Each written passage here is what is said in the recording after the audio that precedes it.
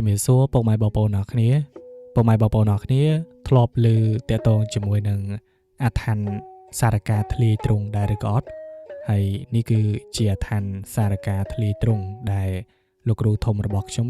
គាត់ជាអ្នកសាងដោយផ្ទាល់តែម្ដងភាគច្រើនអាឋានប្រភេទនេះបើសិនជាគេមករកលោកគ្រូធំខ្ញុំដែលផ្ទាល់ភាគច្រើនគឺគេយកទៅប្រើប្រាស់ជាមួយនឹងដៃគូឧទាហរណ៍ថាជាគូសង្សារឬក៏គូស្វាមីភរិយាចំពោះការរកស៊ីចំនួនជួញដូរក៏ប្រើត្រូវដែរបងប្អូនហើយ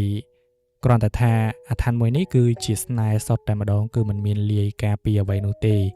ហើយបើសិនជាបងប្អូនចង់បានជាប្រភេទខ្សែដៃក៏លោកគ្រូធំលោកមានដែរ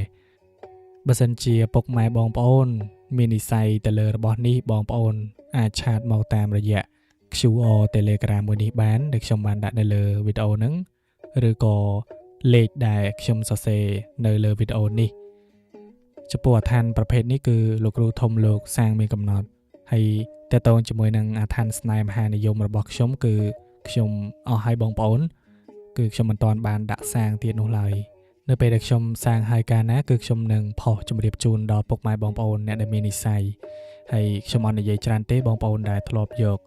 របស់ពីខ្ញុំក៏ដូចជាលោកគ្រូអាឋានកែមនីចូលយកទៅប្រើប្រាស់គឺពួកគាត់បានដឹងអំពីប្រសិទ្ធភាពហើយគ្រប់របស់ដែលបងប្អូនយកទៅប្រើប្រាស់គឺតែងតែឆ្លងកាត់លោកគ្រូធំលោកធ្វើការប្រសិទ្ធិដាស់ក៏ដូចជាបញ្ចុះនៅមុនគាថាដែលលោកចេះចាំបាននិយាយទៅលោកគ្រូធំគឺលោកមិនដែលសាងរបស់ដាក់ជាវនៅក្នុងបណ្ដាញសង្គមនោះទេភាគច្រើនគឺមានតែខ្ញុំរួមជាមួយលោកគ្រូកែមនីចូលតែប៉ុណ្ណោះហើយខណៈពេលដែលខ្ញុំរួមជាមួយលោកគ្រូកែមនីចូលអង្គុយជជែកលេងជាមួយនឹងពុករឿនដែលជាលោកគ្រូធំរបស់ខ្ញុំនេះលោកក៏មានប្រសាសន៍តាក់ទងជាមួយនឹងអាឋានសារការធ្លាយទ្រង់នៅពេលដែលខ្ញុំបានឮក៏ដូចជាខ្ញុំបានឃើញនៅអានុភាពរបស់អាឋាននេះខ្ញុំក៏បាននិយាយជាមួយនឹងលោកគ្រូលោកក៏សម្រេចចិត្តថាដាក់ជាវបងប្អូនទាំងដែលលោកមិនសូវជាមានពេលប៉ុន្មាននោះទេ